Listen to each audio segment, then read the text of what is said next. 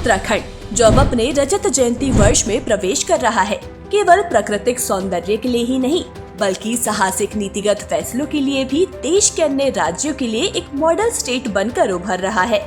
इसी कड़ी में उत्तराखंड ने एक ऐतिहासिक कदम उठाया है। उत्तराखंड यूसीसी लागू करने वाला देश का पहला राज्य बन गया है। यह कानून किसी भी धर्म या जाति के अधिकार छीनने के लिए नहीं बल्कि समाज की कुरीतियों को दूर कर समानता के अधिकार को बढ़ावा देने के लिए लाया गया है। अब उत्तराखंड में विवाह के लिए रजिस्ट्रेशन अनिवार्य हो गया है।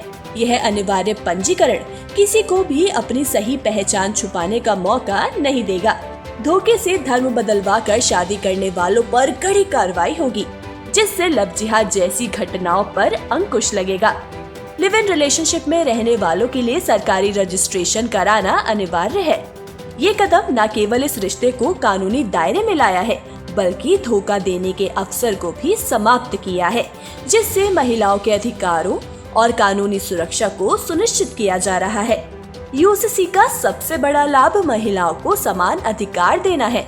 अब उत्तराखंड में किसी भी धर्म या जाति की महिला, चाहे वह शादीशुदा हो, विधवा हो या तलाकशुदा, बेटियों को पिता की संपत्ति में बराबरी का अधिकार मिलेगा।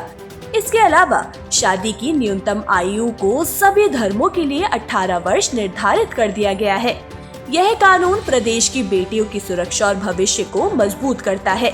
यूनिफॉर्म सिविल कोड लागू होने के बाद उत्तराखंड में अब कोई पर्सनल लॉ नहीं है। हिंदू, मुस्लिम, सिख, ईसाई सभी नागरिकों के लिए शादी, तलाक और संपत्ति जैसे मामलों में एक समान कानून लागू होगा। यह कानून उत्तराखंड में सामाजिक एकरूपता और सभी नागरिकों को समान अधिकार देकर एक मजबूत और एक समृद्ध समाज की नींव रख रहा है।